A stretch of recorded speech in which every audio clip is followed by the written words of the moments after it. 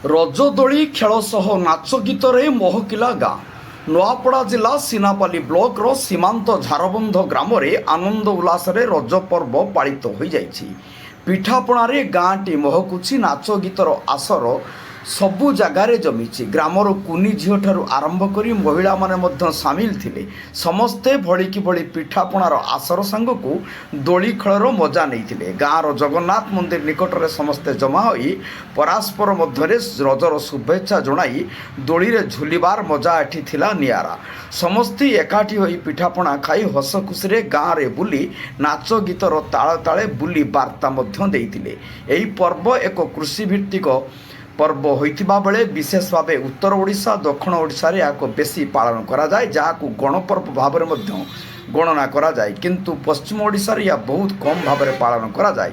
ବର୍ତ୍ତମାନ ନୂଆପଡ଼ା ଜିଲ୍ଲା ସିନାପାଲି ଅଞ୍ଚଳରେ ଆଦିବାସୀ ପ୍ରବଣ ଝାରବନ୍ଧ ଗ୍ରାମରେ ଏହି ରଜ ପର୍ବ ପାଳନ ହୋଇଥିବା ବେଳେ ଅନ୍ୟ ଗ୍ରାମରେ ଏହାର ନିଶ୍ଚିତ ପ୍ରଭାବ ପଡ଼ିବ।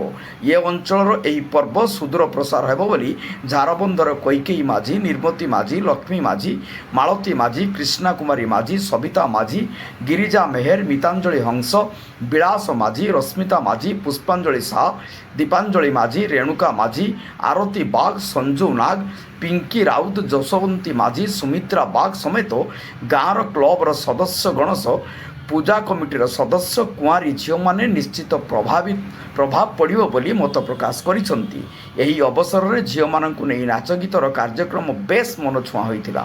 ଏହି ପର୍ବ ପ୍ରତିବର୍ଷ ପାଳନ କରିବାକୁ ଗାଁର ସମସ୍ତେ ଆଗେଇ ଆସିବା ପାଇଁ ପରସ୍ପର ମଧ୍ୟରେ ଶୁଭେଚ୍ଛା ଜଣାଇ ଆସନ୍ତା ବର୍ଷ ଧୁମଧାମରେ ପାଳନ କରିବାକୁ ମନସ୍କ କରିଥିଲେ। ନୂଆପଡ଼ା ଜିଲ୍ଲାରୁ ପରମେଶ୍ୱର ମେହେରଙ୍କ ରିପୋର୍ଟ, ଜନତା ଏକ୍ସପ୍ରେସ୍।